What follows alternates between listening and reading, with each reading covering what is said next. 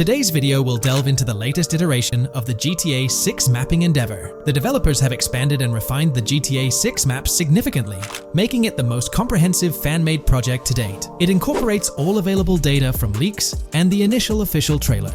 We'll explore the recent updates to the map and conduct a fascinating comparison between the current GTA 6 map and those of previous GTA games. Additionally, we'll examine a fan-created satellite view of the GTA 6 map, along with the inclusion of Tommy Vercetti's mansion spotted in the trailer. All of these elements will be discussed in detail throughout this video. Let's kick things off with the GTA 6 mapping project. Changes have been implemented across all regions of the map. To ensure we cover everything comprehensively, we'll begin our tour from the northwest and work our way down, addressing each modification along the journey. Firstly, the map's dimensions have been expanded from 16,000 by 16,000 to 18,000 by 18,000 to accommodate the newly added landmass. Each square on the map measures 500 x 500 meters. Based on the latest estimations, the map will be larger than before, requiring more space to accommodate all its features. Currently, the northern portion of the map remains unknown, which contributes to its perceived size. Hence, the map extends beyond what's visible on the screen. According to rumors, the GTA 6 map is speculated to encompass 3 major cities. Presently, we're aware of 2. Vice City, the largest city, and Port Gorn, which has undergone further expansion in the latest map update. The third location, Yorktown, is anticipated to be modeled after Tampa. Rumors suggest that it could be the third major city featured on the map. However, at present, there's limited information available about it in the leaks. The only indication we have is a sign displaying New York Tune within Port Gorn. Regarding Port Gorn, details are scarce apart from its name and general location. It's positioned north of Fort Killorn and east of Yorktown. Moving on, we encounter Hank Hill, one of the notable elevations in the game. Despite Florida's predominantly flat terrain, Rockstar has incorporated hills sporadically to diversify the landscape. Adjacent to Hank Hill are the Domed Hills, another series of elevated areas. Notably, the border of a river is highlighted in orange, indicating speculative terrain. Nonetheless, it appears to be situated in the vicinity of Red Hill, a small town positioned near Lake Leonida. The largest body of water, Lake Leonida, sits approximately at the map's midpoint, drawing parallels to Lake Okeechobee in real life. To the north of Lake Leonida lies Fairyland Forest, a wooded area neighboring Fairyland, a playful nod to Disney World. To the east of Lake Leonida, you'll find Ambrosia and Laurel, 2 additional small towns, along with North Beaches. Heading south from Yorktown, we reach Port Gorn, which has undergone expansion westward. The buildings and roads depicted in black and grey correspond to those visible in leaked footage and the trailer. Roads highlighted in red, along with orange borders, remain speculative. However, the port area shows 2 speculative buildings and a portion of the border that's confirmed. The Bay Area has seen overall enlargement, including modifications to the speculative islands near Port Gorn. Additionally, a newly added section featuring small islands and a confirmed border indicates further expansion. With these developments, Port Gorn's size may rival that of Vice City. It might not match Vice City's scale, but it could rival, if not surpass, GTA 5's Los Santos, which is remarkable, considering it's our second city on the map. Additionally, the confirmed borders of Port Goro have been adjusted based on new evidence. The remaining areas in Port Goro largely remain unchanged. We still have Han Waffles Diner, surrounded by its buildings and structures, along with Port Gorn Motel, Gorn Bluff, the Pawn Shop, Port Gorn Raceway, Port Gorn Airfield, and the United State Prison. Belleville and Econfina remain situated near Vice City. Now, focusing on Vice City itself, much of it retains its layout from the previous map update. We observed the increasing density of the map, particularly with the Stockyard and Crossdown area now filled in, along with the hotels in the Vice Beach area. The proximity of the buildings to one another is quite striking. Additionally, the buildings on Pelican Harbor Island remain consistent with the previous update. However, there's been a recent discovery. I'd appreciate your thoughts on this matter in the comments below, as it could potentially be significant if confirmed. According to this viewer, they claim to have identified Tommy Vercetti's mansion in the trailer. They're referring to this specific mansion situated on the middle island, directly behind the enormous yacht. It bears a striking resemblance to his iconic abode, raising the possibility that it could indeed be the one. However, it's challenging to make a definitive judgment, since it's nighttime in the footage. It could simply resemble it, but it's difficult to confirm. Nevertheless, it would be fantastic if it indeed makes a return in the game. The recent update brought significant changes to Vice City, particularly with the Vice City port. This is where the scene featuring the bolt shot from the trailer takes place. Now, we have a clearer understanding of its entire border, with some buildings identified. There are 2 speculative buildings, along with some confirmed ones. The bridges have been updated, and there have been adjustments to the speculated Raya Way. Furthermore, the FLP Solar Amphitheater has been relocated northward based on new evidence. The Vice City International Airport metro station has also undergone updates, aligning with new information from leaks. Notably, the airport now appears more complete, with an additional hangar. These encompass all the changes made to Vice City. Now let's shift our focus to the Grass Rivers, as they've also received updates. The speculative landmass along the west coast has been adjusted to accommodate the map expansion. Notably, the Lake SLW waterway now connects to the Grass Rivers, providing insight into the potential appearance of this swampy region on the map. A scene from the trailer showcased the Airbolt, a vehicle likely used for traversing these areas. Hamlet remains in its original position, serving as a parody of Homestead. It's interesting to note the location of the Shaka Shed, situated in the middle of the Grass Rivers, reminiscent of the shacks seen in Lemoyne in Red Dead Redemption 2. This suggests that this area may draw inspiration from its counterpart. Furthermore, I anticipate hunting to be quite intense in this region, given the presence of alligators, snakes, and lizards. The diverse wildlife, particularly at night, is bound to create a thrilling atmosphere. Additionally, changes have been made to the Gator Keys and the surrounding islands, as observed in the trailer.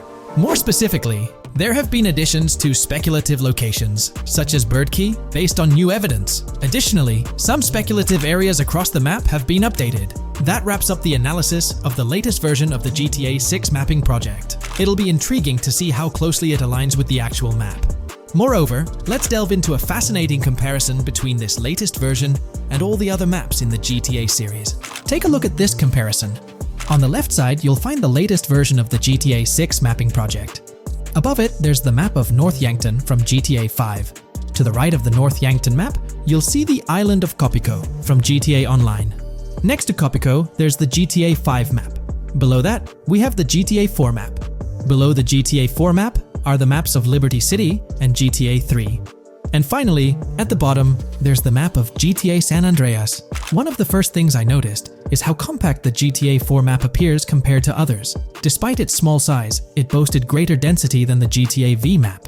Streets were closely packed, and every inch of space was utilized efficiently. Anyone who's played GTA 4 can attest to the unparalleled density of its city, brimming with intricate details. I anticipate a similar level of density and attention to detail in the GTA 6 map. Considering the vastness of the GTA 4 map, despite its modest size, I expect the density in GTA 6 to match, if not surpass, that level. Even though GTA 6 is already approximately twice the size of the GTA 5 map, the addition of intricate details will make it feel even more expansive. Now, let's examine a comparison between the old GTA Vice City map and the latest version of the GTA 6 mapping project. The old Vice City map has been superimposed onto the new one, allowing for a visual comparison of the two. What caught my attention was the size of the GTA Vice City map, which is quite substantial. However, in GTA 6, improvements are expected across the board. There will be more buildings, positioned closer together, enhancing the overall design and creating a denser environment. I also wanted to discuss a map that's been generating a lot of buzz within the community. Someone utilized images from Google Maps to supplement the mapping project. This method offers a clearer perspective on how the game's environment might appear in terms of scale and layout. While this representation may exaggerate the city's size with an abundance of buildings, it provides insights into the length and layout of highways, which have been overlaid with speculative areas. Additionally, looking at Yorktown, despite the lack of details, its size hints at the potential scale of both Yorktown and Port Gorn. Furthermore, the top portion of the map may resemble the depiction, although details remain uncertain. Considering the vast array of features such as multiple airports, cities, small towns, mountains, hills, and swamps, it's evident that GTA 6's map is poised to be the most impressive in the series. There's little doubt that it will set a new standard. Today, we're delving into the realm of GTA 6 Online, the upcoming multiplayer aspect of Rockstar Games' Grand Theft Auto 6. We'll dissect all the insights gathered from leaks back in 2022, alongside an intriguing anti-cheat patent filed by Rockstar's parent company, Take-Two Interactive. This patent offers a glimpse into how the forthcoming online experience aims to ensure a safer environment compared to the current GTA Online. Furthermore, we'll explore a novel method Rockstar plans to implement in GTA 6 for managing online sessions. This innovation promises to infuse the expansive world of GTA 6 with a livelier atmosphere, enriching the player's immersion in its intricacies. Undoubtedly, GTA Online stands as a titan in the realm of multiplayer gaming. Its enduring popularity has significantly contributed to the ongoing success of GTA 5 over the past 11 years. This success owes much to Rockstar's astute strategy, crafting a robust core game with GTA 5 and then supplementing it with regular content updates for the online segment. By continually introducing new weapons, vehicles, and attire, Rockstar keeps players engaged and motivated to accumulate in-game currency.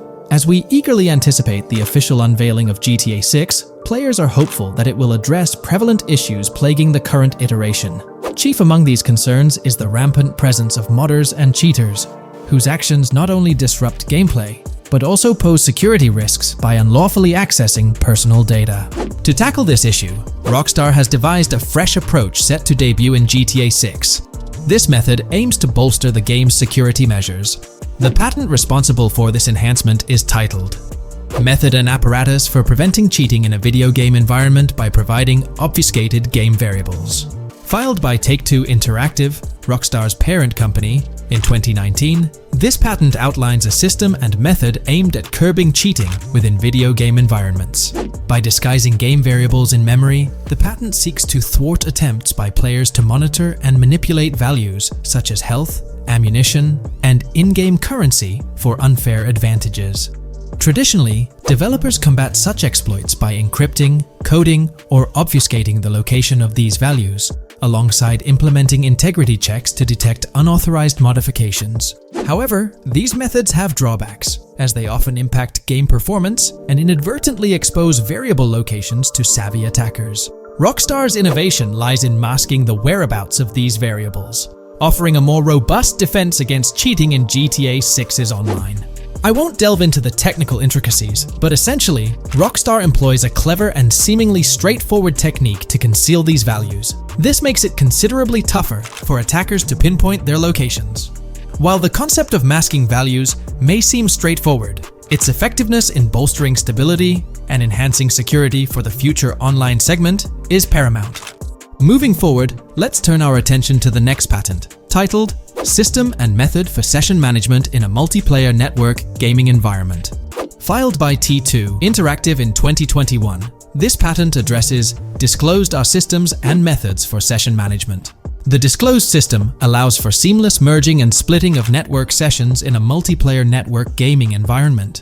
Seamless session management allows dynamic movement of players in a virtual world during gameplay without unnecessary loading and/or stalling. As the players in the virtual world move around, the management of active game sessions can be improved to affect a more realistic perceived population. In this patent, Rockstar highlights the crucial role of online components in the success of many games, citing GTA Online as an example. They emphasize the challenges of managing network technology and resources to create a vibrant virtual world. Traditional MMO games often face limitations in session management, with some opting for single sessions that may restrict the depth of content due to increasing player counts. Others utilize multiple sessions, which can hinder feasibility, especially in peer-to-peer exchanges like in GTA Online. To address these issues, Rockstar has developed a pioneering system for seamless session management. This innovative approach enables fluid splitting and merging of network sessions, allowing for a more immersive virtual world free from hardware and software constraints. Allowing players from different sessions, but in the same virtual area of the map, for example, to be merged into a single session. This allows players from previously different sessions to come across one another, thereby making the virtual world seem more populated. As an additional advantage, seamless session merging handles many network failures silently. In prior art systems, a player who loses network connectivity can be kicked out of a session and may not be able to rejoin because they are in a session by themselves. However, the Session Management System 100 allows for a disconnected player to exist in a session by themselves for a predetermined period before they are reconnected to the remaining players in the session or can be joined with another session. The method begins with monitoring a triggering event. In some embodiments, the triggering event defines when to merge two sessions or split a single session. For example, when the object, Virtual players are in the same session, move physically apart from another, the object by a predetermined virtual distance. This triggers the session management system to split the session into two different sessions. Likewise, if objects from two different sessions are within a predetermined virtual distance from one another, the session management system and merge the sessions to allow interaction between objects of the respective sessions. Other instances of monitored triggering events encompass various player and object actions, including changes in position or visibility, player entries and exits from the virtual world, and game-related activities like mission completions or tutorial beginnings. Rockstar's solution ensures seamless management of these events, preventing inconsistencies such as duplicated objects during session transitions. This approach accounts for factors like virtual geography, team management, networking resources, and social relationships to maintain continuity across sessions. For example, once a session is split, there can be two sessions, each with their own distinct copy of an object. Avoiding this split can avoid players that intentionally duplicate valuable objects to exploit virtual game economics. If these two sessions were to later merge, there can then be two identical objects in the same session. In this manner, the session management system advantageously avoids object duplication when two players are merged following a split. I trust that I've conveyed this information clearly. The implementation of this new system in GTA 6 promises to enhance the game's atmosphere, ensuring a more bustling world while maintaining a high level of detail throughout. Now, let's delve into what we've learned about GTA Online from the leaks of 2022. Multiplayer. In the bottom left in one of the clips, one can see there are two players in a 30-player lobby.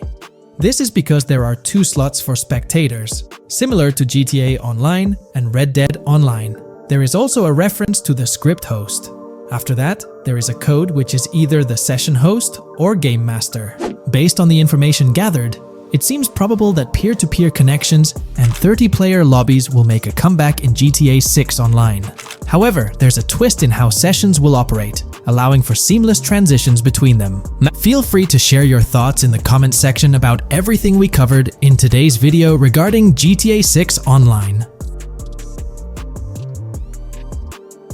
In today's video, we're delving into the character creation aspect of Grand Theft Auto 6 and exploring how in-game NPCs will be generated. We'll take a look at a recent patent filed by T2 Interactive, the parent company of Rockstar Games, which sheds light on the character creation process within the world of GTA 6. The patent reveals details about a new system developed by Rockstar Games, designed to streamline character creation and leverage the capabilities of current generation consoles more effectively. As game worlds grow in size and complexity, filling them with diverse and compelling characters and environments becomes increasingly challenging. Artists are tasked with creating every individual in-game object, from characters to buildings and interiors. As these worlds expand, the computational and design efforts required also increase.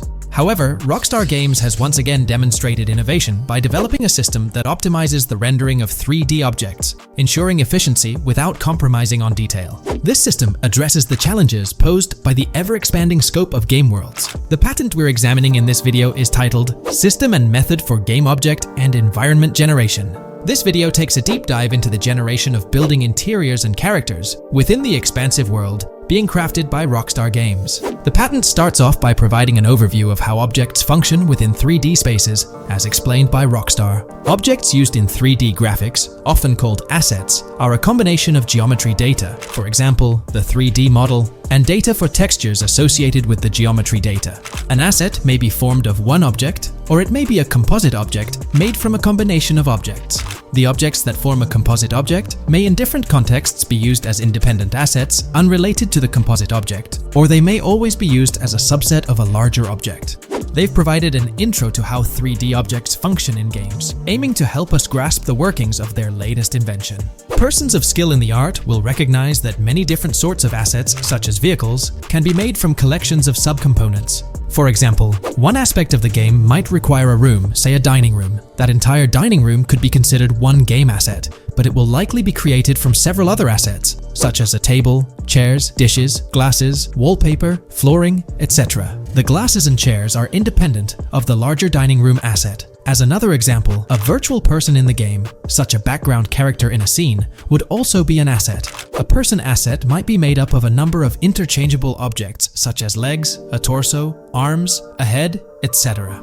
Because the person is made up of interchangeable objects, a variety of different persona sets can be made by mixing and matching different constituent parts. But a body part like a torso might always be used as a subpart of a larger body object. Prior art systems generally include libraries of game assets. The systems and methods of the present disclosure add a metadata layer to these game asset systems and provide modified development and game architectures to take advantage of the new metadata layer. This metadata layer includes tags that are added to the object in order to provide useful descriptors. In a preferred embodiment, these descriptors are completely free-form and without context. This allows developers to specify information about objects as needed without having to be locked into a rich pre-configured schema. Rockstar's new system introduces an additional metadata layer and utilizes tags for enhanced functionality. In the next section, they provide examples illustrating how this tagging system will operate. For instance, characters and virtual beings within the game world will be assigned tags like skinny, chubby, average, attractive, ugly, young, old, and so on. They explain that this tagging system won't just apply to the 3D models or textures alone, but to the entire object package, which includes the model and its associated textures. Essentially, every aspect of a particular character will be tagged. For example, skin textures for elderly characters will be tagged as old, while arms and torsos for heavier characters will be tagged as chubby. They also list other tag examples provided by Rockstar, such as sporty, hipster, emo, preppy, nerdy, luxury, basic, new, worn out, business, and formal. Moreover, each component can have its own tag, and there can even be collections of assets with tags. Furthermore, they explain that all these assets can be stored on servers for easy developer access via an application programming interface (API). Additionally, these assets can be stored in various formats like XML, limited text, binary encoding, relational databases, and others, depending on the developer's proficiency.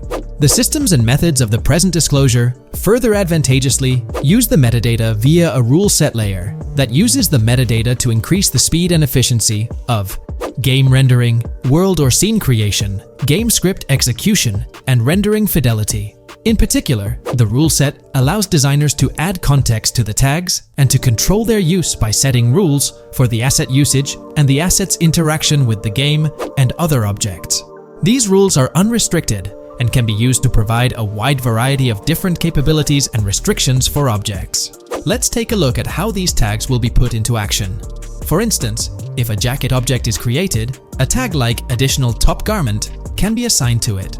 Then, during gameplay, certain rules might search for this specific tag to identify objects like jackets. Furthermore, in a cold setting, the character's health stat may decrease at a slower rate because the character stays warm with the additional top garment. Moreover, the additional top garment tag could enhance rendering efficiency. For instance, if a character wears a shirt underneath a jacket, the shirt occupies memory space. Since the shirt is mostly covered by the jacket, Rockstar plans to replace the full shirt with a smaller texture, only containing the visible parts under the jacket, thus conserving memory. The combination of tags and the rule set can also be used advantageously for procedural generation of game objects and environments. For example, a game scene could be created in a game script by calling assets based on tags, rather than calling the assets explicitly. For example, if the game scene called for virtual characters in a movie theater, the game designer could simply specify a need for predetermined X number of characters with casual dress.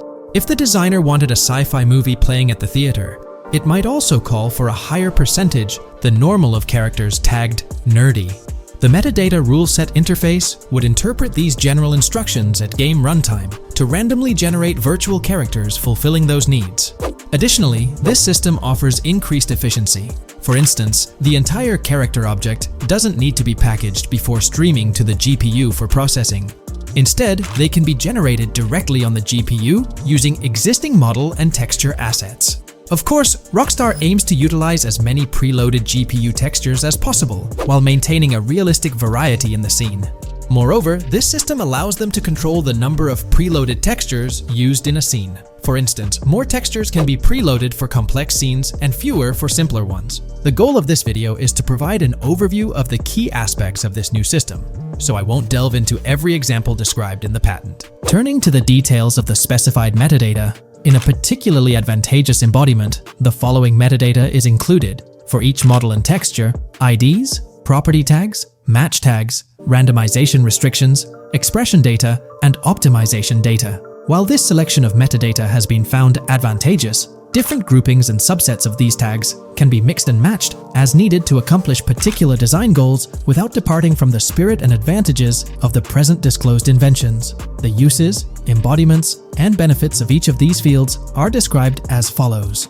These elements constitute the metadata, and while I won't delve into each one individually, they essentially represent the various tagging methods Rockstar employs to organize models and textures. These tags facilitate accurate and efficient filtering and sorting of assets within the virtual world. I trust this video provided you with an understanding of the tagging system Rockstar has devised. I'm personally excited about the potential for greater NPC variety in this vast world. Feel free to share your thoughts in the comments below.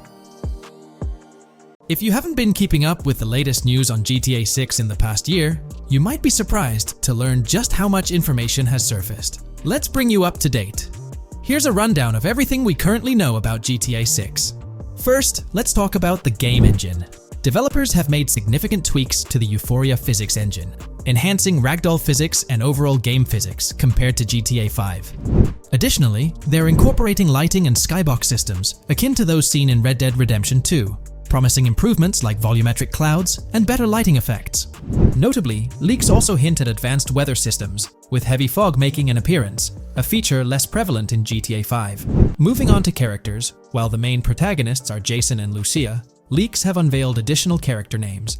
Alongside Dre, who's distinct from Dr. Dre, there's Sam, a friend of Dre, and others like Kai, Wyman, Billy, Tit, yes, that's the name, Zach R.B. Shaw, Vicky, Iris, Shanice, Booby, and YJ.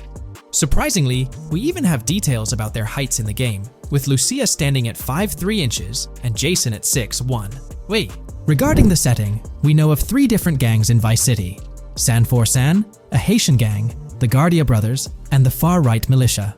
These details paint an exciting picture of what to expect in GTA 6.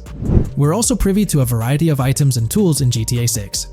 Among these are the auto dialer, binoculars, immobilizer bypass, cutoff tool, painkillers, pool cue, trauma kits, golf driver, food and drink, golf putter, USB drive, golf iron, crowbar, golf wedge, torch, slim gem tracker, jammer, duffel bag for looting, cigarettes, and a loot backpack.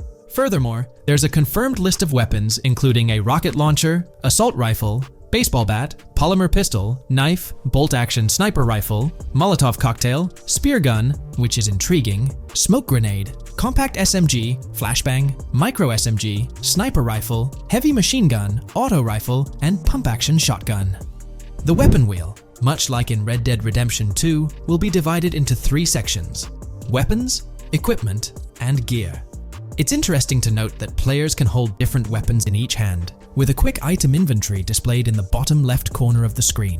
While leaked recreations of the weapon wheels offer a glimpse, it's likely that the final version may evolve as the game progresses in development. In one video snippet, an NPC is seen firing at Jason, prompting a health tip to appear on the left side of the screen when Jason's health drops. If you find yourself injured in GTA 6, your health will regenerate slowly over time. To speed up the process, you can access your weapon wheel and use a recovery item.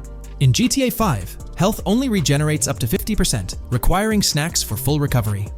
It seems in GTA 6, you might naturally regenerate to full health, albeit at a sluggish pace. While not confirmed, it's implied that using a medical item will hasten the healing process. As for open-world activities, there are 7 confirmed ones so far: dice, golf, fishing, races, adventuring, shipments, and delivery van events. One video reveals a delivery van event near Port Gellhorn's industrial area, where security cameras are active, adding a layer of challenge to potential robberies. Speaking of which, robbery events are highlighted, notably the Hank's Waffles heist, where Jason and Lucia execute a daring robbery. Other clips suggest Jason possesses an ability allowing him to perceive through walls. Additionally, there are events centered around searching vehicle trunks for either valuable items or nothing at all. Lastly, delivery and pickup warehouse events are mentioned for Port Gellhorn, although specifics remain unclear. In terms of accessible buildings, GTA 6 promises a plethora of options including the Malibu Club, a pawn shop, Jack of Hearts strip club, supermarkets, bars, restaurants, apartments, and laundries, enhancing the immersive experience. Let's delve into the multiplayer aspect. In a leaked clip from GTA 6, we observed a multiplayer session with a player count displayed as PL2 of 32 inches in the bottom left corner. This indicates that there were 2 players present in the lobby out of a maximum capacity of 32 slots. It's reminiscent of Red Dead Online and GTA Online, where the stated capacity is 32, but practically it's 30 players plus 2 additional spots reserved for spectators. While it's hoped for larger lobbies in GTA 6, during this testing phase, it seems they were experimenting with 30-player lobbies. Moving on to collectibles, there's mention of Wyman car parts. In one clip featuring Lucia, a developer is seen placing a cardboard box with a circular icon, signaling its lootable nature. The debug text on this box indicates it as Collectibles Car Parts and Wyman Car Parts boxed Generic Used, hinting at the possibility of collecting car parts, potentially related to a character named Wyman, who speculations suggest shares an interest in classic cars with Jason. Regarding collectible hats, there's footage of Jason in an apartment, where a developer interacts with a hat labeled as an ambient collectible hat, according to debug text, hinting at clothing items being collectible ambient features within the game. Additionally, a compiled list of all brands featured in the game is provided, with acknowledgement that while some may hold relevance to the story, many may not. For convenience, the list is displayed on screen, allowing viewers to pause the video for further inspection if desired. Now let's explore the array of confirmed animals in the game. We'll encounter snakes, seagulls, skunks, raccoons, alligators, wading birds, squirrels, southern leopard frogs, crayfish, lizards, skunk apes, pigeons, opossums, and whales. While these are the animals confirmed thus far, it's likely we'll encounter even more upon the game's release. These are just the ones we're aware of currently. Additionally, numerous new mechanics have been uncovered. You'll have the ability to walk while in cover, a long-awaited feature allowing players to go prone, marking a first in GTA gameplay. Loot bags will enable the storage of additional loot, and dropping and picking up weapons will be possible. There's a new under fire animation where characters cover their faces during combat, along with the option to self-revive after taking heavy hits. Other notable mechanics include the ability to switch shoulders while aiming down sights, grappling during fistfights, and the introduction of buddy comms and a buddy ping system. This system, likely shared between protagonists Jason and Lucia, remains intriguing, with its full functionality yet to be revealed. Additionally, a new cover mode is introduced, altering the way shooting from car windows is executed. Characters will now fully exit the window, enabling full 360-degree shooting. Moreover, there's a new ability system, possibly exclusive to Jason, allowing for a form of wall perception. Whether Lucia will possess this ability remains uncertain. Players can also interact with more objects and NPCs, engaging in actions like carrying bodies, robbing, threatening, and conversing during robberies. Furthermore, the ability to pick up additional items like beer bottles and cans enriches the gameplay experience. Let's delve into some of the exciting new gameplay systems. Firstly, we have money laundering, which was hinted at during the Hank's Waffles robbery. An icon tracked to the car wash property displayed a washing machine with a $sign, indicating potential money laundering opportunities. This suggests that properties could be purchased with the aim of laundering money, although specifics on how this will work remain undisclosed. Nonetheless, it seems players will once again have the option to purchase certain types of businesses for illicit activities.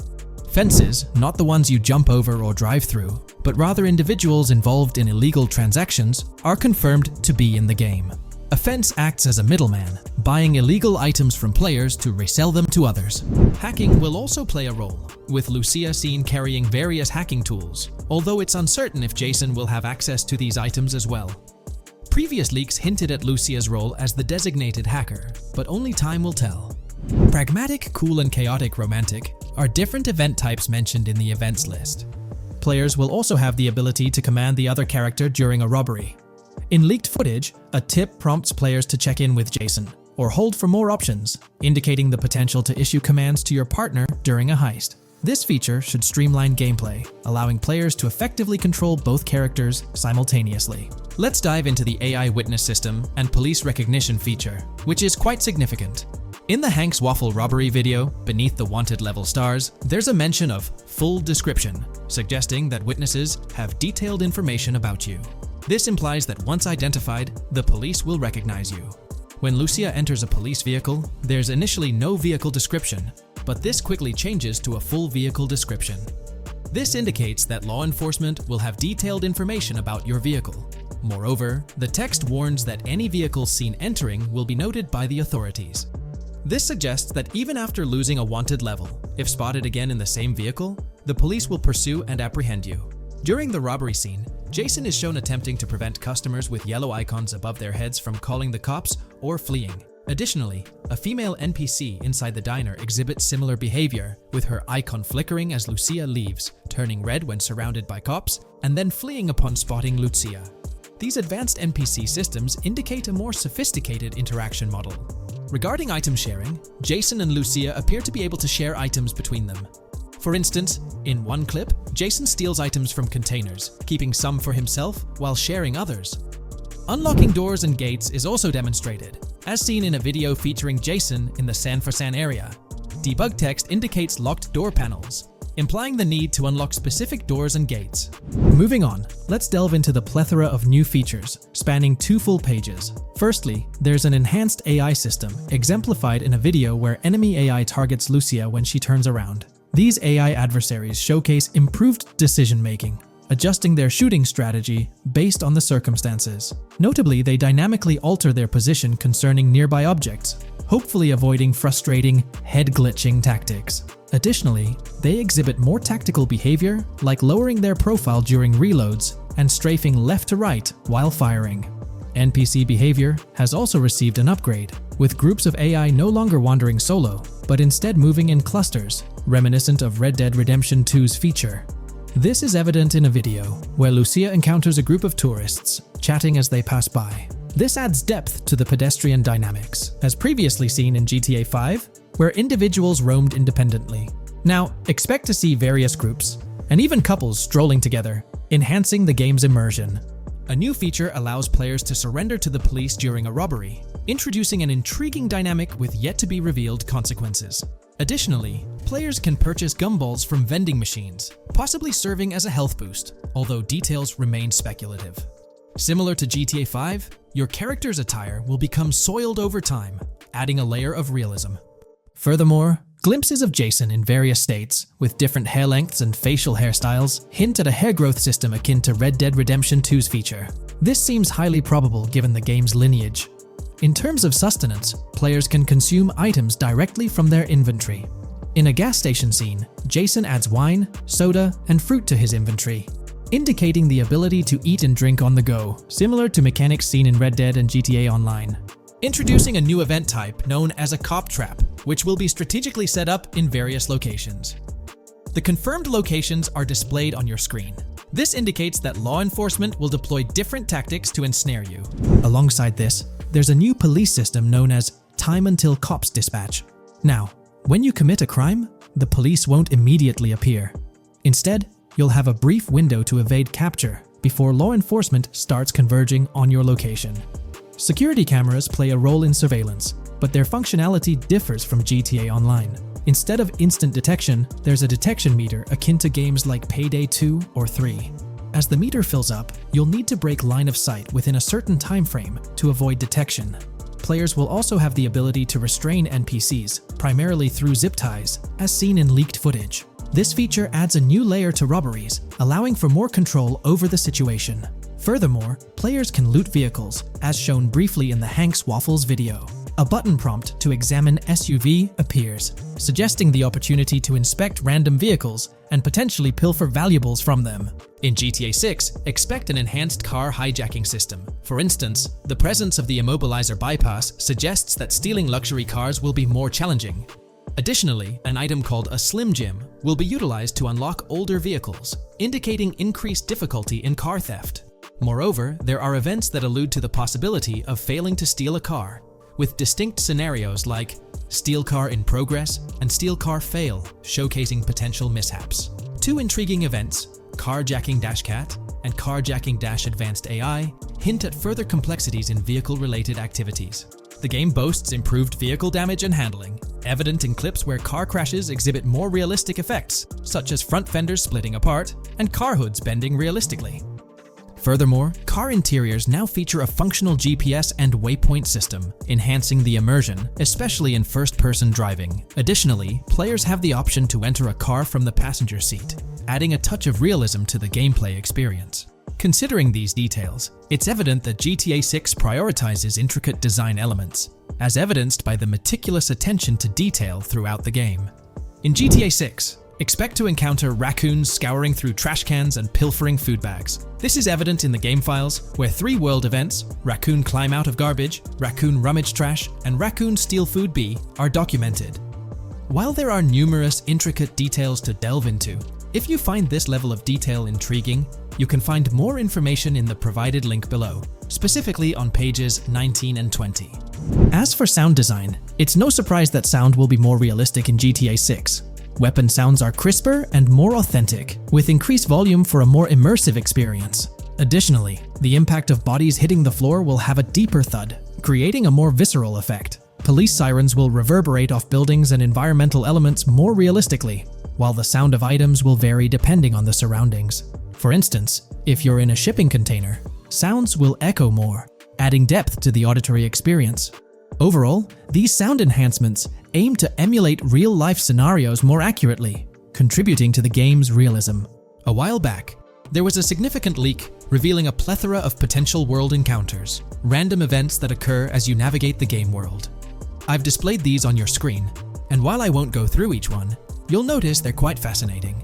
From parking disputes to donut burnouts, protests, and even someone getting a concussion, these events add depth and realism to the world of Vice City. It's truly exciting to imagine strolling through such a dynamic environment where something is always happening. Take a moment to review them if you like. They're quite impressive. Moving on, we have an extensive list of every confirmed vehicle slated to appear in GTA 6, sourced from both the game files and leaks. I covered these in detail in a previous video, so I won't repeat them here. However, I've provided them on your screen for your reference. If you're interested in exploring the full list yourself, you can find them on page 30 of the document. We've got a plethora of confirmed locations scattered throughout Vice City and its surrounding areas. Naturally, Vice City serves as the main hub, but within its bounds, we'll find neighborhoods like Edgewater, North Vice City, Rock Ridge, Little Haiti, Vice Beach, South Beach, Washington Beach, and Key Biscayne. Additionally, there's Port Gellhorn, which seems to be a distinct city akin to Sandy Shores or Paleto Bay from previous games. Other notable spots include Yorktown, Ambrosia, Sundown, The Keys, La Pearl, Red Hill, Lake Leonida, Hamlet, Stockyard, Homestead, Grass Rivers, Ikanfaka, underwater locations, and more. The attention to detail extends to each of these locales, with various mini locations nested within them. It's astounding how much information we already have about the game's geography. Moving on, the community has endeavored to piece together a map of GTA 6 based on the coordinates and locations gleaned from leaks. This rough map outlines Vice City at the bottom right, with Port Gorn positioned on the left. The top section of the map remains a bit mysterious for now. Nonetheless, this preliminary map looks incredibly promising, and anticipation for exploring its intricacies is palpable.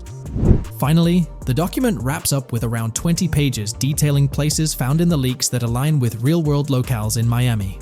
This inclusion further underscores the meticulous efforts poured into crafting a rich and immersive game world.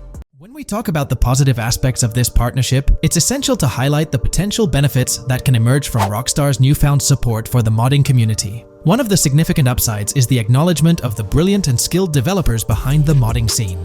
For years, these developers have worked tirelessly to create unique and engaging experiences within the GTA universe. With Rockstar stepping into a collaborative space with CFX, there's an opportunity for a more symbiotic relationship. The infusion of official support could mean more resources, tools, and encouragement for modders to continue pushing the boundaries of what's possible within the GTA ecosystem.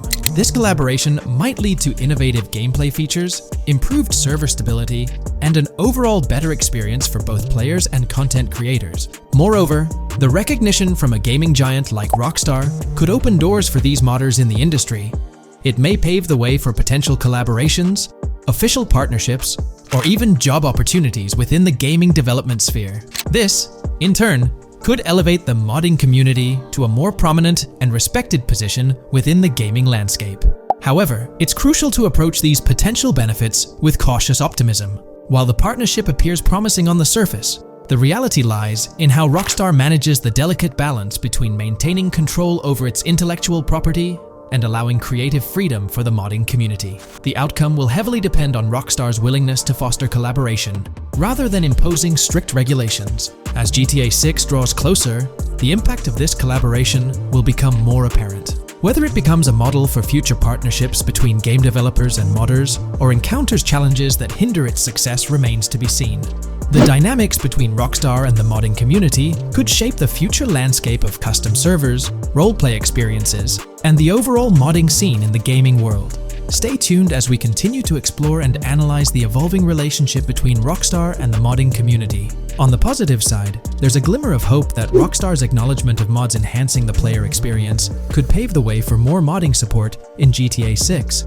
This shift in perspective might lead to a more collaborative environment, where modders can contribute to the game's richness without fear of stringent restrictions. With Rockstar officially and financially supporting FiveM, the CFX team gains more resources to elevate the GTA 6 server. This could mean a server even more impressive than the ones they currently run. The fact that FiveM is now a Rockstar Games product suggests a vested interest in its success, promising additional funding and manpower to ensure its flourishing. An intriguing prospect emerges concerning the accessibility of custom servers. Currently limited to PC players, there's speculation that GTA 6 might integrate dedicated servers within the game itself, eliminating the need for external programs like FiveM. If this unfolds, it opens the door for console players to join the custom server experience, broadening the player base and community. Moreover, Rockstar seems to be attuned to fan desires. Despite a larger audience watching RP compared to those actively playing it, Rockstar appears committed to making improvements. Their intent to let custom servers thrive suggests a more fan-centric approach, acknowledging and catering to the desires of the gaming community. However, there are potential pitfalls to consider. The most glaring concern is Rockstar's inclination to monetize these servers. While the specifics remain uncertain, it's almost certain that some form of monetization, be it through custom server shark cards or a pay-to-play system, will be implemented. This could introduce a paywall, affecting the accessibility and enjoyment of custom servers for certain players. As we navigate through this evolving landscape of Rockstar's partnership with FiveM, the delicate balance between fostering creativity and implementing monetization strategies will determine the ultimate impact on the gaming community. Stay tuned as we continue to unravel the complexities of this collaboration and its implications for GTA 6 and the modding community. Let's unpack this a bit more. The whole monetization story got its moment in the spotlight during an earnings report where Take-Two CEO Strauss Zelnick spilled the beans. He essentially said, "If folks are messing around with our intellectual property, why not make a buck or two?" It's a straightforward business move, really. Taking a page from the unprecedented success of GTA Online, it seems like Rockstar caught a glimpse of how these free servers could turn into a money-making machine. Now the potential downside of this situation lies in the realm of competition. Rockstar's got its A-team working on the custom servers gig. That means anyone outside the Rockstar circle trying to whip up something akin to FiveM is practically painting a target on themselves for a cease and desist. Let's face it, Rockstar might have eyed this strategic move with FiveM from the get-go. However, with those servers gaining crazy popularity and the game becoming a sensation on Twitch and YouTube, shutting it down wouldn't have been the smart play. Instead, they pulled off a masterstroke, acquiring the team behind the biggest servers, effectively cornering the market and positioning themselves to profit from any potential imitators. Now, with GTA 6 on the horizon and servers in the works, Rockstar's sitting pretty. Some in the gaming community are even giving them a nod for finally throwing a bone to the community. But, and there's always a but, at the end of the day, Rockstar's the one making the rules. We'll all have to toe the line because, quite frankly, there won't be any other alternatives in the neighborhood. So, buckle up for Rockstar's GTA roleplay. It's going to be a wild ride. The landscape has already witnessed the repercussions, with servers and mods being handed the shutdown ticket for not playing by Rockstar's latest rulebook. The new mandates include a strict no to real-life vehicles, mission mods, and porting old Rockstar maps or assets rules that weren't in the playbook just a couple of years back. Now, while the financial backing from a mega corporation might seem like a savvy move on the surface, there's a lingering skepticism about whether it'll blossom into the fairy tale ending we've all been envisioning. It's a bit premature to slap a final verdict. on the fate of FiveM once GTA 6 hits the stage. Now, let's consider the potential repercussions for the vibrant RP community. While the partnership between Rockstar and FiveM could bring about positive changes, there's an underlying worry within the RP enthusiasts. The fear is that with increased control and potential monetization, the organic and immersive RP experiences that players have come to love might face disruptions. RP communities thrive on creativity, flexibility, and a sense of autonomy. If Rockstar's influence leads to more rigid guidelines, it could alter the dynamic of these communities, potentially affecting the unique narratives and interactions that make RP servers so engaging. As we contemplate the potential impact, it's essential to look beyond the immediate horizon of GTA 6. The dynamics established through this collaboration could set a precedent for future interactions between gaming giants and modding communities across various games. Whether it becomes a model to be emulated or a cautionary tale will be closely watched by both players and industry stakeholders. The future of FiveM and the broader modding community remains uncertain as GTA 6 inches closer to release. While concerns exist, there's also room for hope. The collaboration might lead to a harmonious blend of official support and community-driven creativity, enhancing the gaming experience for everyone involved. As players, content creators, and modders navigate this uncharted territory, the one constant is the love for the game and the shared hope for a positive evolution in the gaming landscape. Taking a stroll down memory lane, Rockstar's track record with monetization doesn't exactly calm the nerves. Add to that the current scenario where they're laying down the law for the CFX team, dictating what's permissible and what's not. This conjures up a cloud of uncertainty regarding the future of both FiveM servers and the broader modding community. Personally, I'm a big fan of RP servers and that immersive content. It's my cup of tea. The idea that the same company that set the stage with GTA 5 might potentially tarnish FiveM, turning it into a monetized maze with no alternatives, that's a bit of a buzzkill. Yet, here we are, in the waiting room until GTA 6 steps into the limelight. Today's video will delve into the upcoming changes to the AI systems in Grand Theft Auto 6 by Rockstar. We'll explore a patent that introduces a groundbreaking system unprecedented in gaming, promising a revolutionary shift in how AI operates within games. Additionally, we'll delve into other intricacies concerning AI and non-playable characters in GTA 6, including insights from a job listing at Rockstar's new LA studio, shedding light on NPC dialogue. We'll also examine NPC behaviors in response to their environment and their integration with social media, enhancing immersion and complexity in player interactions.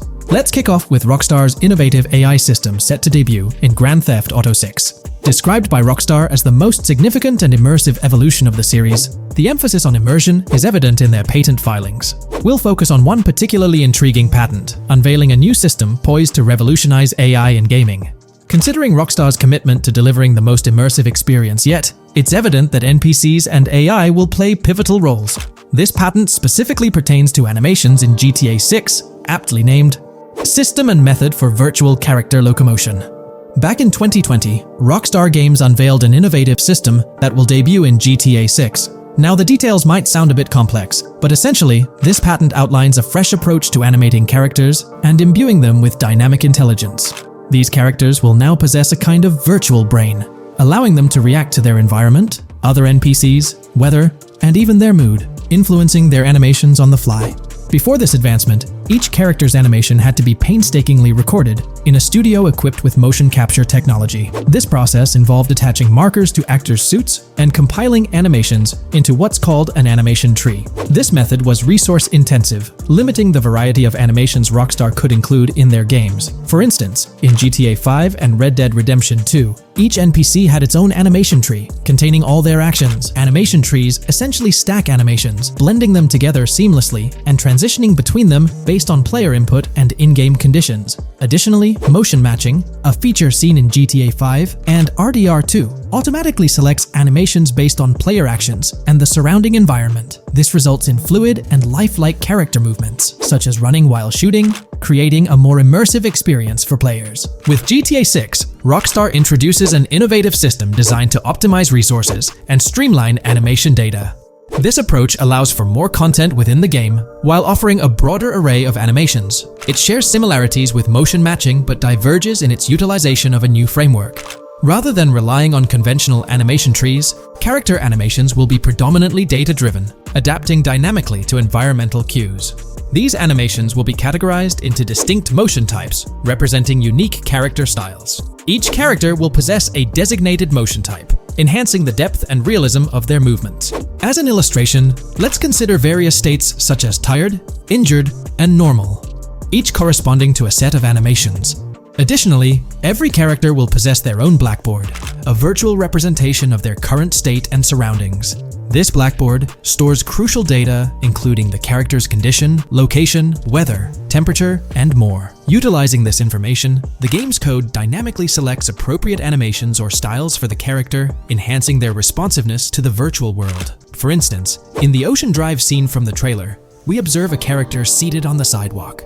As a group of NPCs pass by, he attentively observes them, reacting accordingly to their presence. With this system, the gameplay experience is poised to become even more immersive.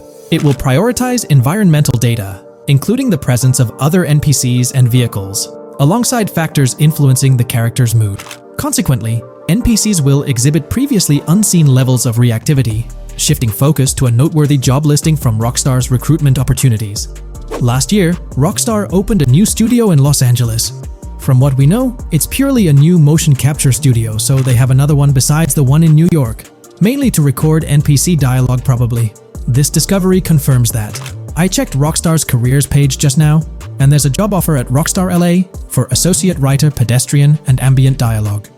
This could indicate that they are still writing and recording GTA 6 NPC dialogue right now. This suggests that the development team is currently engaged in scripting and recording NPC dialogue for GTA 6. You can find the specific responsibilities outlined in the job description provided. It says, write funny, character-driven, and unique dialogue for our ambient population. Work with key stakeholders to understand and support the technical requirements for player-led, dialogue-based interactions with our ambient population. Provide exciting dialogue that works within the strict constraints of a complex game system. Undertake self-motivated research and leverage that research to enrich your writing. Understand and match the tone of our games.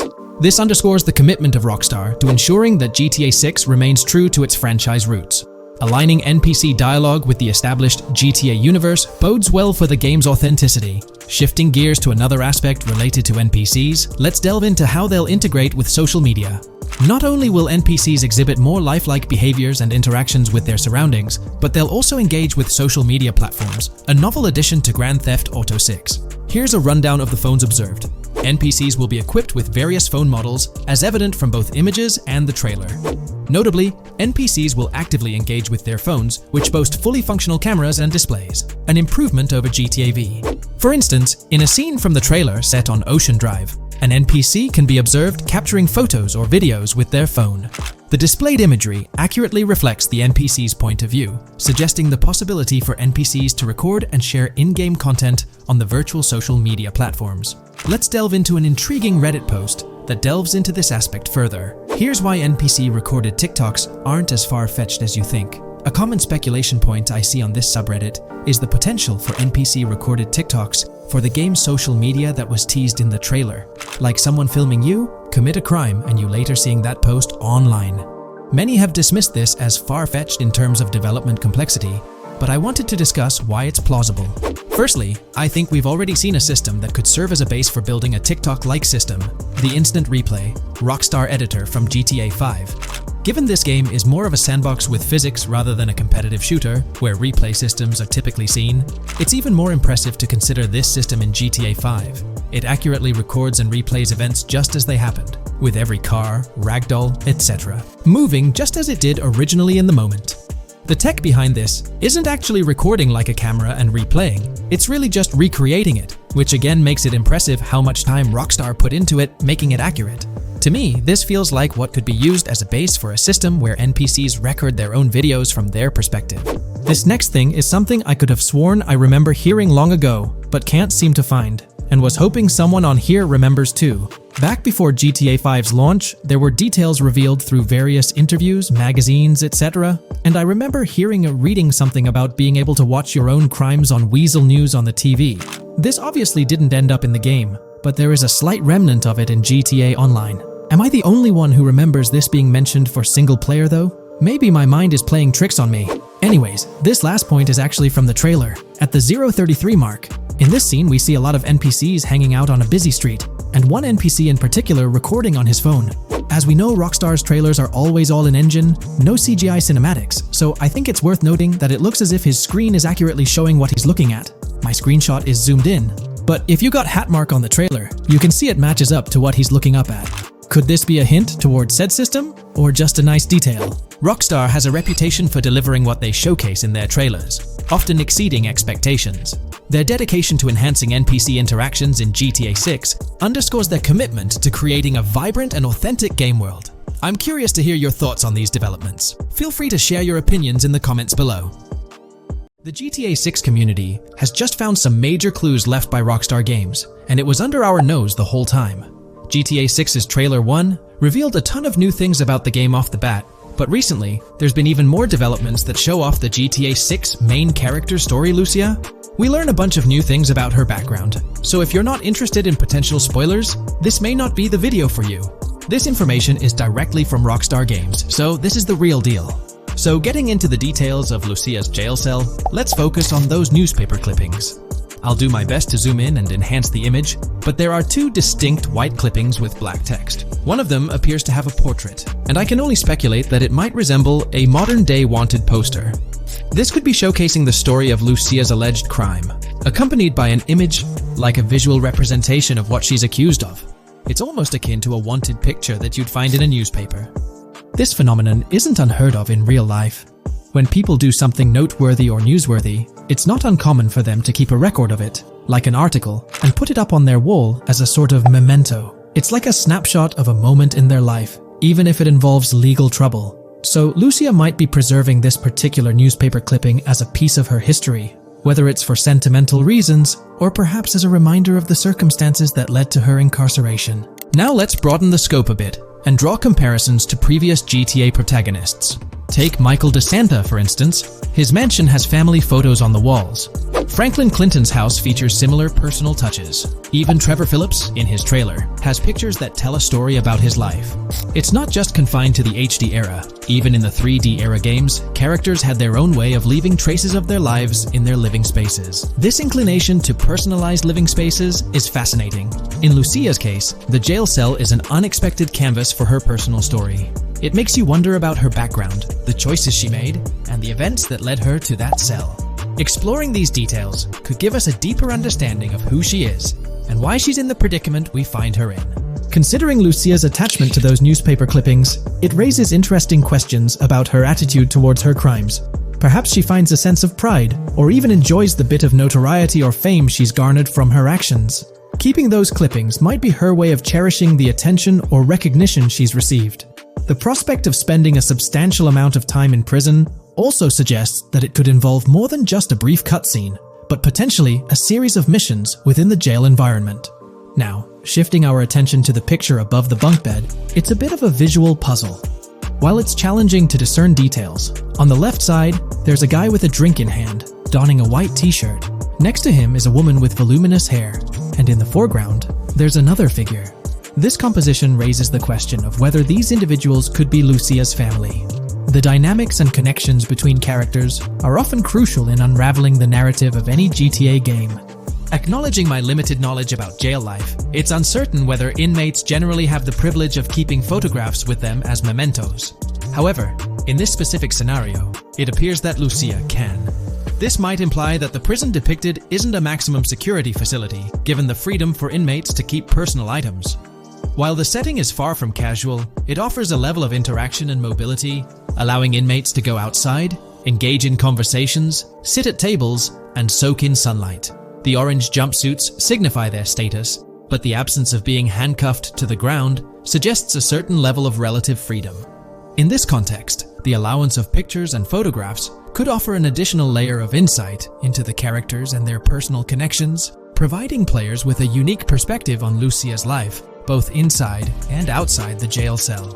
Taking a closer look at the latest image, which I've adjusted to bring out more details, there's another intriguing photograph.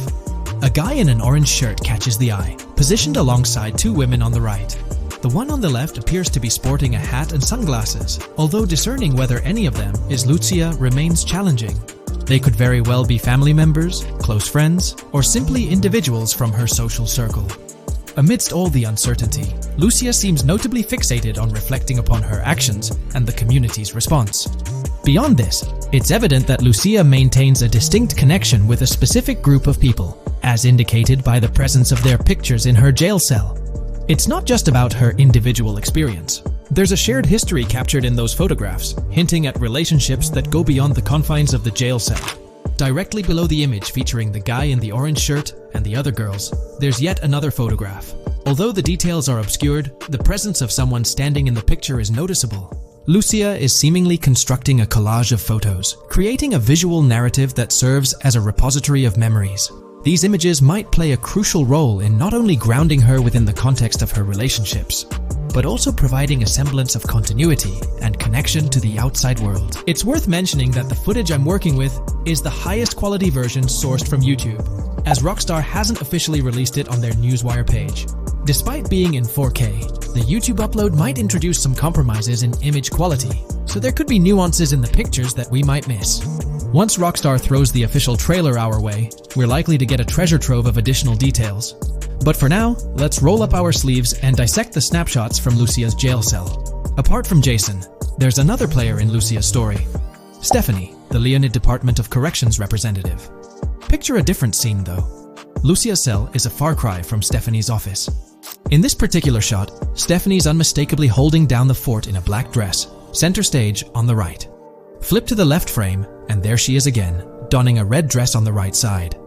Behind her, there's a framed message teasing with "if you miss," but the rest remains a mystery due to some pesky screen glare.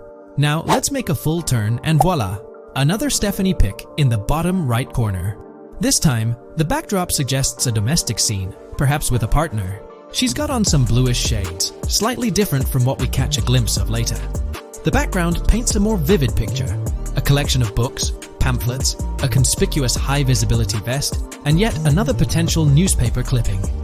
Whether it's a routine thing or an anomaly, the jury's still out. So, what's the inside scoop on Lucia's backstory gleaned from her jail cell environment?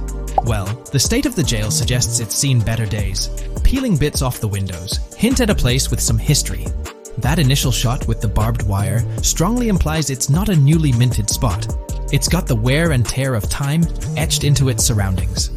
As we immerse ourselves in the intricacies of Lucia's life within the jail cell, the narrative unfolds as a captivating tapestry, each element contributing to the rich story.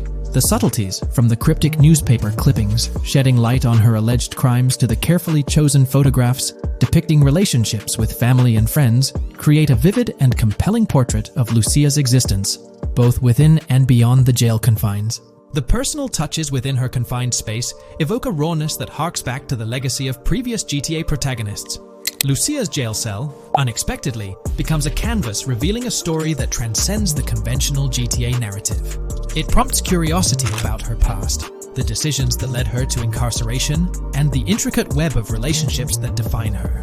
The permission granted for personal items like photographs in the jail cell adds an intriguing layer to the storytelling, suggesting a nuanced sense of freedom within the constraints of imprisonment. Lucia's attachment to these items, whether they be newspaper clippings or family snapshots, beckons players to ponder her perspective on her own actions and the recognition she may have garnered. While we eagerly await the official trailer release from Rockstar, it is clear that Lucia's story is woven with complexities and mysteries that leave us yearning for more.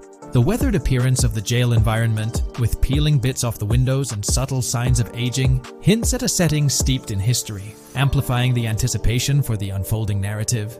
Thus, with these glimpses into Lucia's world, we find ourselves surrounded by a plethora of unanswered questions. When did she find herself behind bars, and what duration does her stay entail? Your insights are eagerly awaited in the comment section. If this exploration into Lucia's jail cell has piqued your interest, a thumbs up would be much appreciated. Comment down below what you believe caused Lucia to go to jail. And did you spot these hidden Easter eggs in the trailer on your first watch? I'm interested to hear back from you guys. Thank you for watching. If you would like to support our analysis content on GTA 6, make sure to subscribe and leave a like. If you haven't been following the latest news on GTA 6 over the past year, you might be surprised by how much information has emerged. Here's a comprehensive update on everything we currently know about GTA 6. We have details about a wide array of items and tools featured in GTA 6. These include the auto dialer, binoculars, immobilizer bypass, cutoff tool, painkillers, pool cue, trauma kits, golf driver, food and drink, golf putter, USB drive, golf iron, crowbar, golf wedge, torch, jammer, duffel bag for looting, cigarettes, and a loot backpack. Let's discuss the game engine. Developers have made significant enhancements to the Euphoria physics engine, improving ragdoll physics and overall game mechanics compared to GTA 5. Now let's discuss the multiplayer aspect. In a leaked clip from GTA 6, we observed a multiplayer session with a player count. This suggests there were 2 players present in the lobby out of a maximum capacity of 32 slots. This mirrors the setup seen in Red Dead Online and GTA Online, where the capacity is stated as 32, but practically accommodates 30 players plus 2 spots reserved for spectators. While hopes for larger lobbies persist, it appears the testing phase involves 30-player lobbies. Leaks also suggest advanced weather systems, including heavy fog, a feature that was less common in GTA 5. Moving on to collectibles, there's mention of Wyman car parts. In a clip featuring Lucia, a developer is seen placing a cardboard box with a circular icon, indicating it as lootable. Debug text on this box identifies it as Collectibles Car Parts and Wyman Car Parts boxed Generic Used, suggesting players can collect car parts, possibly tied to a character named Wyman who shares a passion for classic cars with Jason. Regarding collectible hats, there's footage of Jason in an apartment where a developer interacts with a hat labeled as an ambient collectible hat. According to debug text, this hints at the inclusion of clothing items as ambient collectibles within the game. Additionally, a comprehensive list of all brands featured in the game is provided. While some brands may be integral to the story, many are included for realism and immersion. The list is displayed on screen for viewers to pause and inspect at their leisure. Similar to Red Dead Redemption 2, the weapon wheel in GTA 6 will be divided into 3 sections: weapons, equipment, and gear. Notably, players can dual-wield different weapons and access a quick item inventory displayed in the bottom left corner of the screen. While leaked recreations of the weapon wheels provide a glimpse, it's expected that the final version may evolve during the game's development. In a video snippet, an NPC is observed shooting at Jason, triggering a health tip to appear on the left side of the screen when Jason's health decreases. Additionally, the game will feature lighting and skybox systems, similar to those in Red Dead Redemption 2. Promising improvements such as volumetric clouds and better lighting effects. Speaking of criminal activities, noteworthy events include the Hank's Waffles heist, where Jason and Lucia pull off a daring robbery. Other clips suggest Jason possesses an ability to perceive through walls. Additionally, there are events focused on searching vehicle trunks, which may yield valuable items or nothing at all. Lastly, delivery and pickup warehouse events are mentioned for Port Gellhorn, though specific details are still unclear. When it comes to accessible buildings, GTA 6 offers a wide range, including the Malibu Club, a pawn shop, Jack of Hearts Club, supermarkets, bars, restaurants, apartments, and laundromats, all enriching the immersive experience. Players will also have the ability to command the other character during a robbery. In leaked footage, a prompt advises players to either check in with Jason or hold for more options, indicating the potential to issue commands to your partner during a heist. This feature aims to streamline gameplay, enabling effective control of both characters simultaneously. Unlocking doors and gates is also demonstrated, as shown in a video featuring Jason in the San Forsan area. Debug text indicates locked door panels, suggesting the necessity to unlock specific entry points. In addition, a new police system called Time Until Cops Dispatch has been implemented. Now, when you commit a crime, the police won't immediately arrive. Instead, you'll have a brief window to evade capture before law enforcement begins to converge on your location. Security cameras play a role in surveillance, but their function differs from GTA Online. Instead of instant detection, there's a detection meter similar to games like Payday 2 or 3. As the meter fills up, you must break line of sight within a certain time frame to avoid detection. Players also have the ability to restrain NPCs using zip ties, as seen in leaked footage. This feature enhances the realism of robberies, offering greater control over the situation. Additionally, players can loot vehicles, as briefly shown in the Hank's Waffles video. A button prompt to examine SUV suggests the ability to inspect random vehicles and potentially steal valuables from them. A while back, a significant leak revealed a plethora of potential world encounters, random events that occur as you navigate the game world. I've displayed these on your screen, and while I won't go through each one, you'll notice they're quite fascinating. From parking disputes to donut burnouts, protests, and even someone getting a concussion. These events add depth and realism to the world of Vice City. It's exciting to imagine strolling through such a dynamic environment where something is always happening. Take a moment to review them if you like. They're quite impressive. Moving forward, the community has endeavored to construct a map of GTA 6 based on coordinates and locations gleaned from leaks. This preliminary map outlines Vice City situated at the bottom right. The top section of the map remains somewhat enigmatic for now. Nonetheless, this initial map looks incredibly promising, and the excitement for exploring its intricacies is palpable. For the setting, we know about 3 different gangs in Vice City: San4San, a Haitian gang, the Guardia Brothers, and the far-right militia. These details create an exciting anticipation for what to expect in GTA 6. Now, let's delve into the variety of confirmed wildlife in the game. Players can expect encounters with snakes, seagulls, skunks, raccoons, alligators, wading birds, squirrels, southern leopard frogs, crayfish, lizards, skunk apes, pigeons, opossums, and even whales. While these are the animals confirmed so far, we anticipate discovering more upon the game's release. These are the species we're aware of at present. Fences in GTA 6 are not just physical barriers to jump over or drive through. They are individuals involved in illegal transactions within the game. Acting as middlemen, these characters buy illegal items from players to resell them to others. Now, let's explore the AI witness system and police recognition feature, which are notably significant. In the Hank's Waffles robbery video, beneath the wanted level stars, there's a mention of full description, suggesting that witnesses can provide detailed information about you. This implies that once identified, the police will recognize you. When Lucia enters a police vehicle, there's initially no vehicle description, but this quickly changes to a full vehicle description. This indicates that law enforcement will possess detailed information about your vehicle. Moreover, the text warns that any vehicle seen entering will be noted by the authorities. This suggests that even after losing a wanted level, if spotted again in the same vehicle, the police will pursue and apprehend you. During the robbery scene, Jason attempts to prevent customers with yellow icons above their heads from calling the cops or fleeing. Additionally, a female NPC inside the diner exhibits similar behavior, with her icon flickering as Lucia leaves, turning red when surrounded by cops, and then fleeing upon spotting Lucia. These advanced NPC systems indicate a more sophisticated interaction model. Regarding item sharing, Jason and Lucia appear to be able to share items between them. For instance, in one clip, Jason steals items from containers, keeping some for himself while sharing others. Regarding sound design, it's no surprise that GTA 6 will feature more realistic soundscapes. Weapon sounds are crisper and more authentic, with increased volume for a more immersive experience. The impact of bodies hitting the floor will have a deeper thud, creating a more visceral effect. Police sirens will reverberate off buildings and environmental elements more realistically, while the sound of items will vary depending on the surroundings. For instance, if you're in a shipping container, sounds will echo more, adding depth to the auditory experience. Overall, these sound enhancements aim to emulate real-life scenarios more accurately, contributing to the game's realism.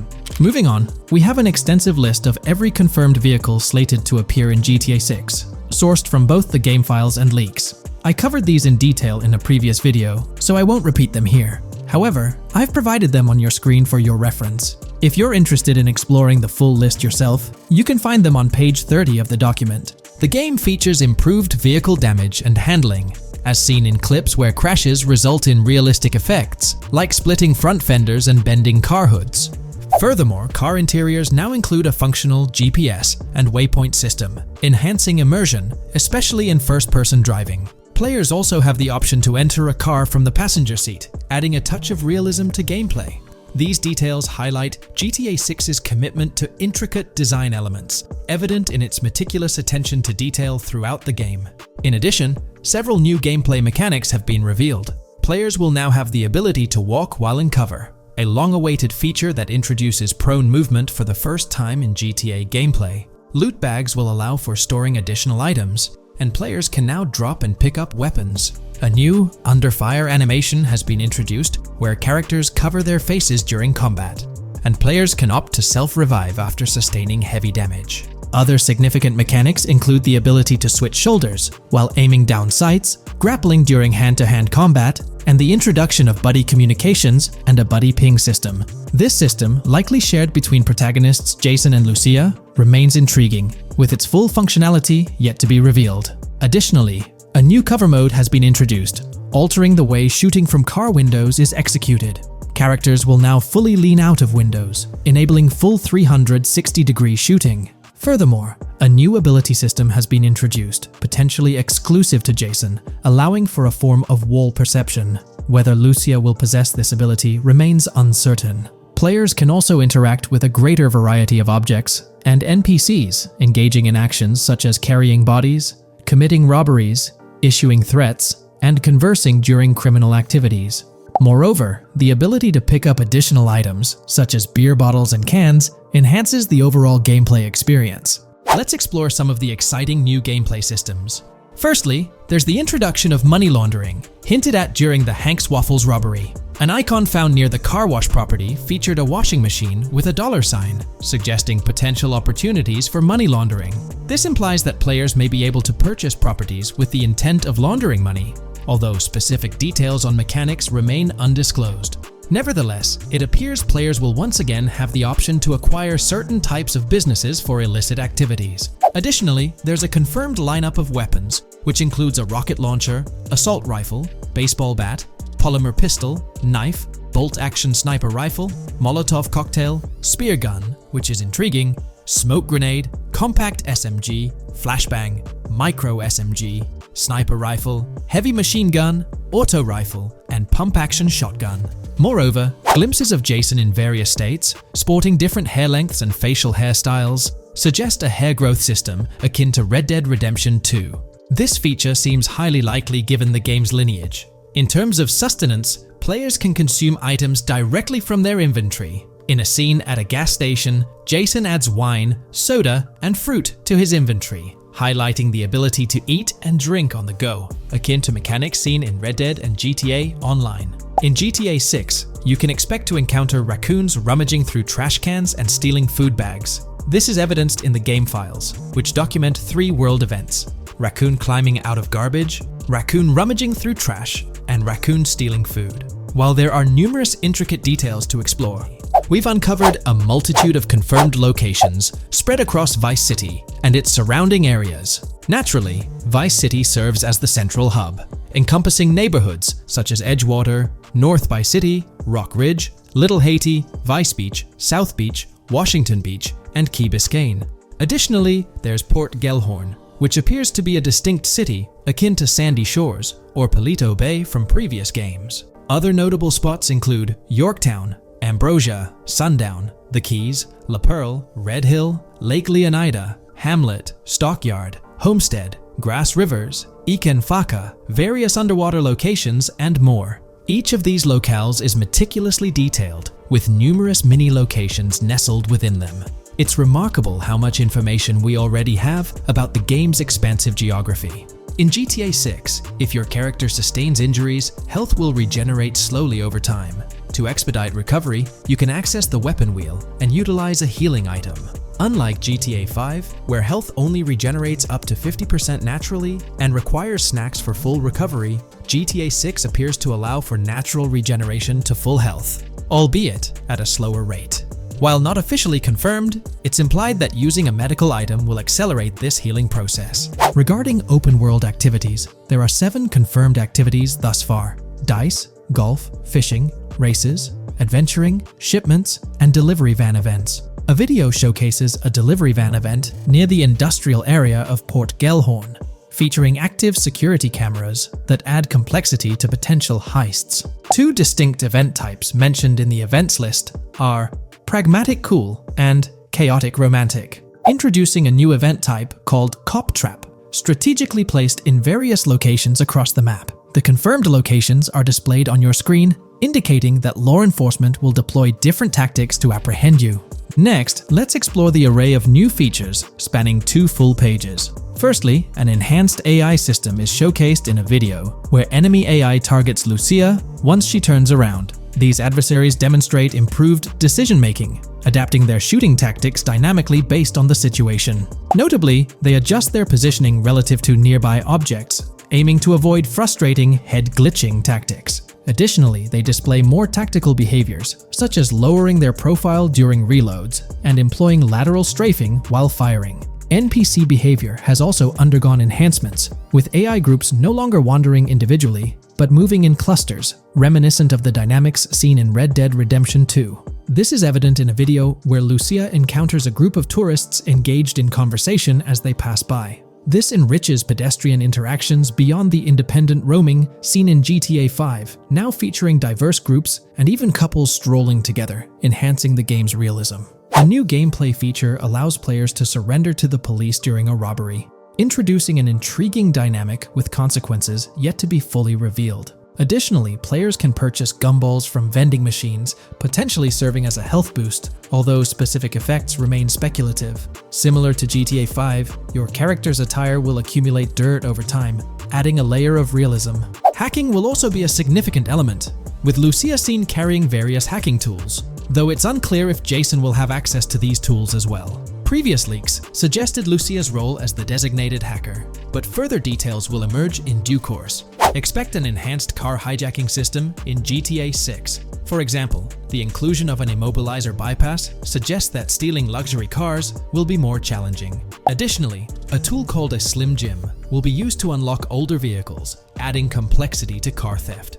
Moreover, events such as Steal Car in Progress and Steal Car Fail indicate potential complications during vehicle theft. Events like Carjacking Cat and Carjacking Advanced AI suggest further intricacies in vehicle-related activities. Finally, the document concludes with approximately 20 pages detailing locations found in leaks that correspond to real-world locales in Miami. This inclusion underscores the meticulous efforts put into crafting a rich and immersive game world. This video, we're delving into the most recent iteration of the GTA 6 mapping project. Our focus centers on a comprehensive analysis of the map's latest updates, incorporating newly unveiled areas and event coordinates derived from leaked information. Additionally, we will explore fresh insights from the initial official trailer, including the revelation of an accessible plaza. A noteworthy aspect we'll be dissecting is the potential expansiveness of the map, hinted at by newfound highway evidence in the trailer. Furthermore, we'll examine a conceptual representation illustrating the potential magnitude of the GTA 6 map. The trailer also provides a glimpse of Starfish Island, a detail we'll thoroughly cover in today's session. Let's initiate our examination by diving into the GTA 6 mapping project. For those not aware, this stands as the most extensive and refined community-driven mapping endeavor, aiming to deduce the GTA 6 map with the utmost accuracy. This endeavor leverages evidence from leaks and the primary official trailer.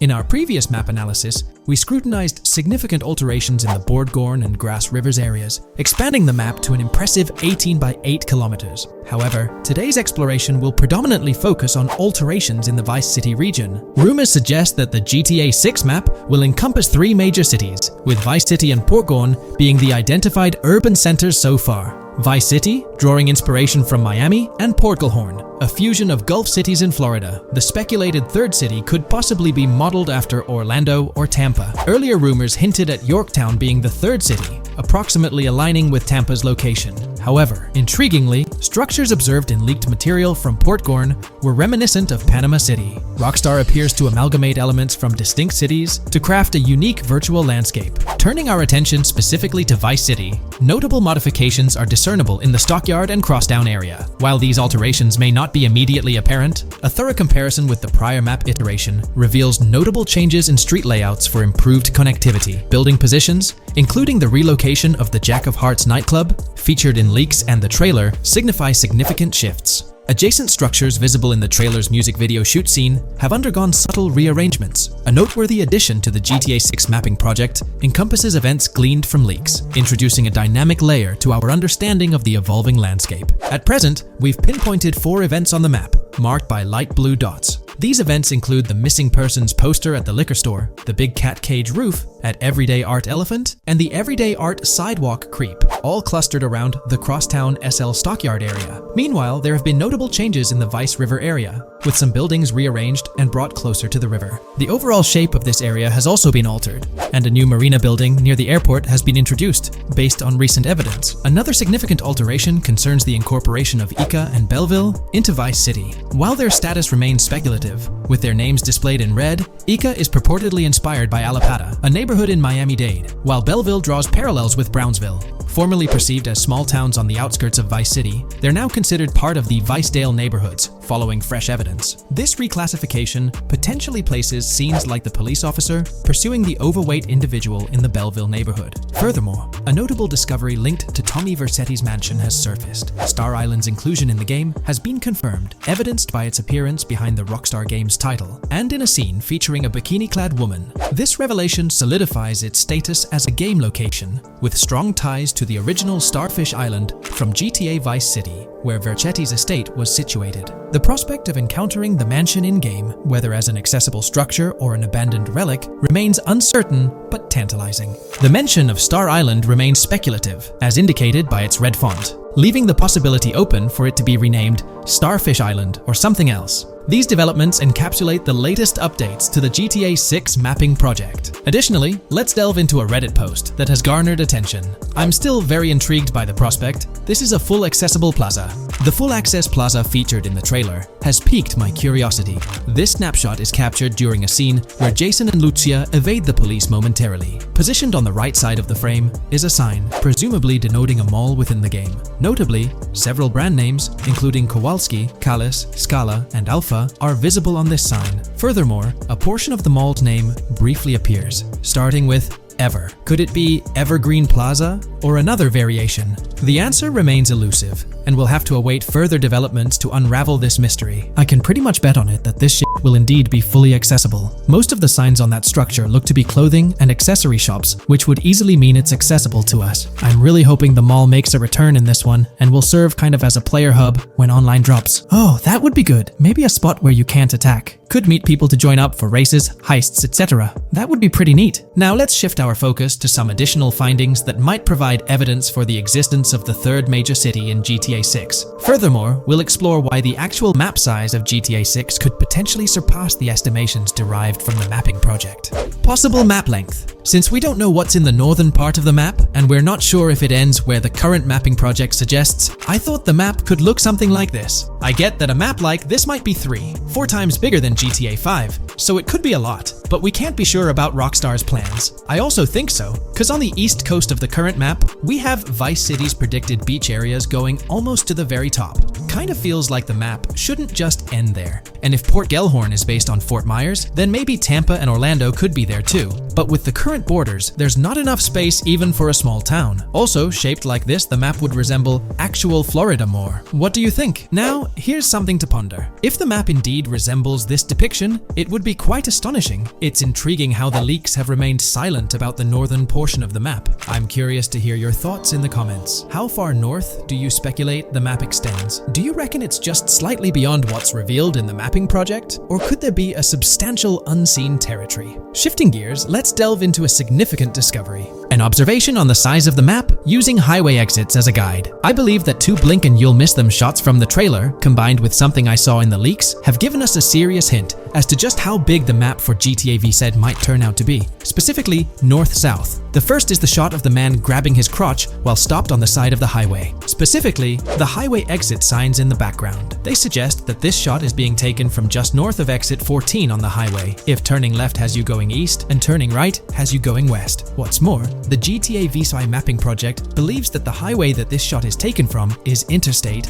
97. Adding to this, there's this shot from earlier in the trailer of the woman in the gold dress hanging out the top of a convertible traveling down I-404, heading towards a junction with 197. At the very start of that clip, you can catch the exit number on the sign she's driving under. You can't see all of it, but to me, it looks more like exit 18 than exit 1B. This one is more speculative though. Now, I'm about to get into the leaks, so I can't post any pictures. There's a clip in the leaks of a red ute heading northbound on 197 towards the exit 13 AB junction that takes 1 to Washington Beach and Ekanfinaka before crashing. The mapping project has been using the leaks to create their maps, and they've placed that stretch of 197 north of Mr. Crotchgrab from the trailer, running through the Stockyard neighborhood. This to me indicates that the highway exits are going to follow a realistic number pattern, with the number increasing or decreasing for every mile traveled. The question is, where does this put exit 12? Exit 11? All the exits going up to 1? I've taken the latest version of the mapping project's map and pointed out where exits 14 and 13 are located. Then, extrapolating from there and using the map's grid as a handy guide, I drew where all the exits further down the numbering scheme might be located. I ran out of room to put exit numbers at #9. If 197 is going to keep following the same numbering scheme all the way north until it hits exit 1, then it's likely that the map is going to be far bigger than we currently think it is,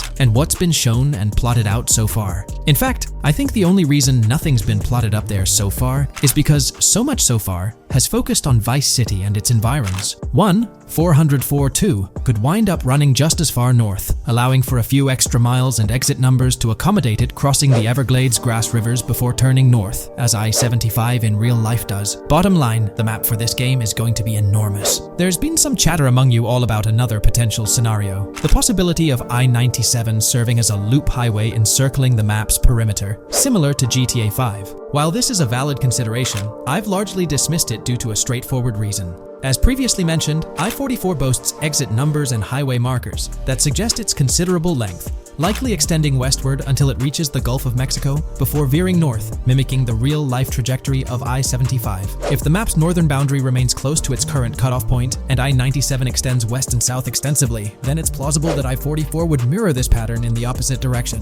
While the notion of two loop highways isn't entirely implausible, it could potentially introduce redundancy. Additionally, in GTA 5, the loop highway wasn't simply labeled under one name. The segment along the coast was dubbed the Great Ocean Highway, while the inland stretch traversing the desert was referred to as the Sonora Freeway. Moreover, within Los Santos, various freeways possess distinct names and numbers, even when merging seamlessly, such as the Del Perro, La Puerta, and La Mesa freeways. My hypothesis currently is that there is a loop highway, but that one, 97 and I-404, are two halves of it. They both start in Vice City and intersect in Crosstown. 197 runs up the Atlantic coast. 404 runs west through the Grass Rivers, and then turns north to run up the Gulf Coast, and they both meet at a point further north. Whether that point is a city, a smaller town, or something else, that is still unknown. Feel free to drop your thoughts in the comments regarding everything covered in today's video, particularly this astonishing discovery. There's substantial evidence hinting at a larger map size, but I'm eager to hear your input,